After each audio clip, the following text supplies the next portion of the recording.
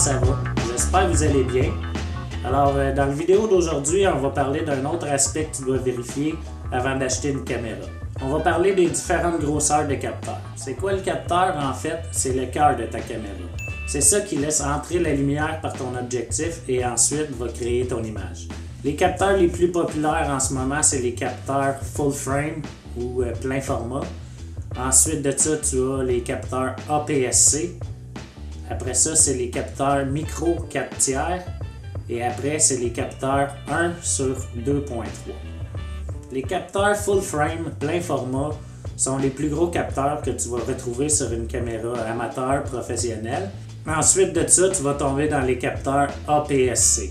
C'est des capteurs un petit peu plus petits que les pleins formats.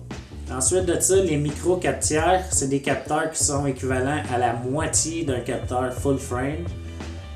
Et ensuite, les capteurs 1 sur 2.3, c'est les capteurs que tu vas retrouver généralement sur des caméras d'action, comme les GoPro et les Osmo Pocket.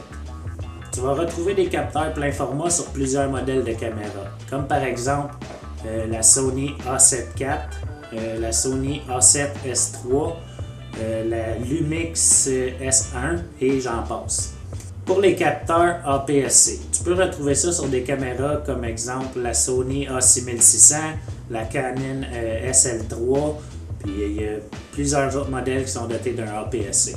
Pour les capteurs micro 4 tiers, tu peux retrouver ça par exemple sur une Lumix GH5 Panasonic. Alors, c'est quoi les avantages d'avoir une caméra avec un capteur plein format? Premièrement, ta caméra va être beaucoup plus performante en situation de faible luminosité. Aussi, avec un capteur plein format, tu vas avoir beaucoup plus de facilité à aller chercher les détails dans les zones de haute luminosité et aussi dans les zones de faible luminosité. C'est ça qu'on appelle avoir une grande plage dynamique. Alors, avec un capteur plein format, tu vas avoir beaucoup plus de facilité à exposer ta scène correctement. Alors, les désavantages d'avoir une caméra avec un capteur plein format, généralement, les boîtiers vont être beaucoup plus gros et beaucoup plus chers. Pour ma part, sur ma caméra, moi j'ai un capteur APS-C et je travaille quelques fois en situation de faible luminosité, mais ça fait amplement la job. Alors, pour résumer, plus ton capteur est gros, plus tu vas avoir de la facilité à travailler en faible luminosité et plus ton capteur est petit, plus ça va être difficile d'avoir une belle exposition dans des zones, dans des situations de faible luminosité.